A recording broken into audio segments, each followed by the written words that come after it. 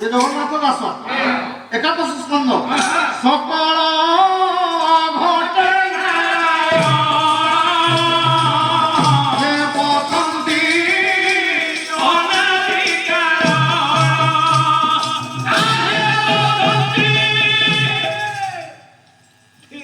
বাবুরে সকল ঘটে নারায়ণ। আচ্ছা, সকল ঘটে নারায়ণ বসন্তী অনাদিকাল। দেখো তো বাবা, ঘট কইলে শরীর, এইটি নারায়ণ অଛନ୍ତି। শব্দটা দিয়ে দেবে সার মানে কোন না নারায়ণ।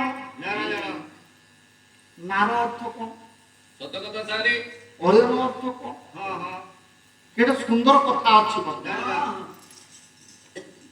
আমার মনুস্মৃতির নার অর্থ আগে জড় দিয়া যাচ্ছে, ঠিক ঠিক, কিন্তু না না ভাগবতরে নারায়ণ শব্দটি ইতিহাস ভাবনা বর্ণনা করা যাইছে। নার অর্থ হচ্ছে বাস্তব ক্ষেত্রে যিয়ে নিজের বিচার শক্তি দ্বারা ভক্তি অর্চনা করে। অয়ন অর্থ হচ্ছে এটা মার্গ। তাহলে ভক্তর মার্গ কে? ভক্তির মার্গ কোন? ভগবান পাইবে। তেଣୁ ଭକ୍ତର ଅର୍ଥାତ୍ ପ୍ରତ୍ୟେକ ଜୀବର ସତ୍ତା ହେଉଛନ୍ତି ନାରାୟଣ। ନାରାୟଣ ଶବ୍ଦଟା ଦେଇଦେଲେ ଯଦି ପ୍ରତ୍ୟେକ ଜୀବର ସତ୍ତା ଅଛି ତାହେଲେ ନାରାୟଣ ପ୍ରତ୍ୟେକ ଜୀବର ମଧ୍ୟ ଅଛନ୍ତି। ପ୍ରତ୍ୟେକ ଜୀବ ମଧ୍ୟ ନାରାୟଣଙ୍କର ଅଂଶ ବିଶେଷ। ତେଣୁ ମହାପୁରୁଷ ମାନଙ୍କୁ ଭଗବାନ ବୋଲି କୁହାଯାଏ ନା ନାହିଁ?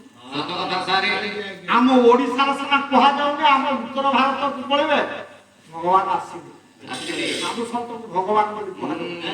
ତେଣୁ ଲକ୍ଷ୍ୟ ରଖିବେ ପ୍ରତ୍ୟେକ ଜୀବର ପିମ୍ପୁଡ଼ି ଠାରୁ ଆରମ୍ଭ କରି ବୃହତ୍କାର ହସ୍ତି ପର୍ଯ୍ୟନ୍ତ ପ୍ରତ୍ୟେକ ଜୀବରେ ଶୁନି ଚୈବ ସୌପାକେତ ପଣ୍ଡିତାଃ ସମଦର୍ଶନ ଇତି ଶ୍ରୀମଦ୍ ଭଗବତ ଗୀତା। ଆମେ କୁକୁରକୁ ବାଡ଼ଉଛୁ, ଦେଖନ୍ତୁ ବେଳେ ବେଳେ ବାଡ଼େଇବାର ଯୋଗ୍ୟ ହେଇକି କୁକୁର ବାଡ଼େଇବାର ଯୋଗ୍ୟ ଯେ ବାବା ଶୁଣ, ଯଦି ଜୀବକୁ ବାଡ଼ଉଛ ଗୋଟେ ପଦ ଗାଇବି, ଆରେ କଣ୍ଟାଟା ଚରଣେ ଲାଗଇ ସେହୁ ଗାରେ କୋଷଣ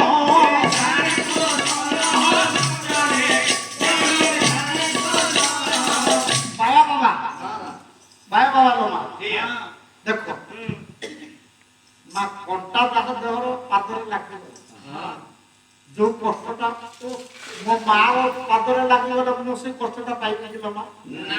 କିଏ ପାଇବ? ଯାହାର ଦେହରେ ଲାଗିବ।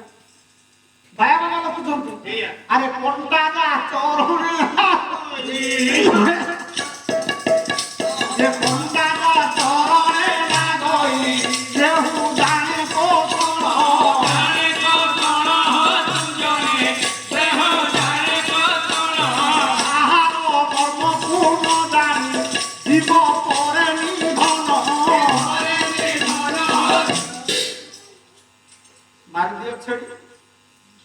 মাংস খাও, তার ভাব কোন জানি জীব করেনি ধন।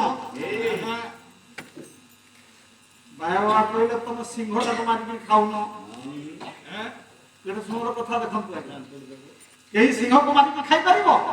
বাঘକୁ মারিকি খাই পারিব? ଏ ବିଚାରା ଛେଳିଟାକୁ ମାରିକି ଖାଉ, କାରଣ ତାର ଖଣ୍ଡିଆ ଲାଞ୍ଜ ଅଛି। ନାଇଁ ରେ, କଥା ତ ବହୁତ ବାଟକୁ ଯିବ।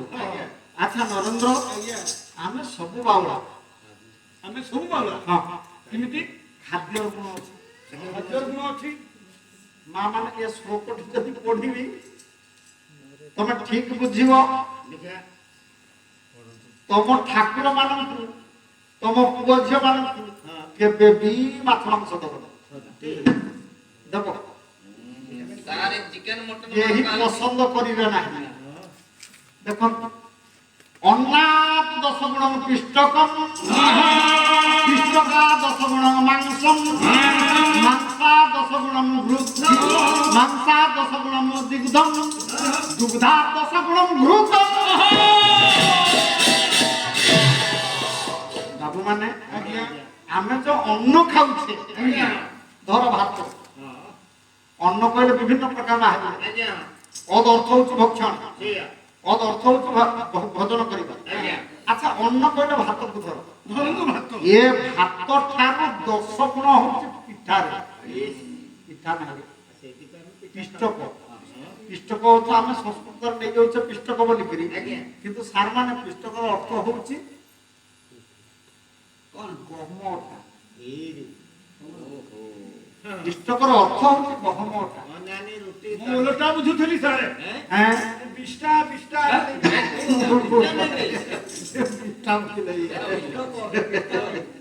ନରେନ୍ଦ୍ର ଆଜ୍ଞା ଉଠ ଉଠ ଉଠ ଉଠ ତମେ କଦର୍ଥ କରିବ ନାଇଁ ହେଲା।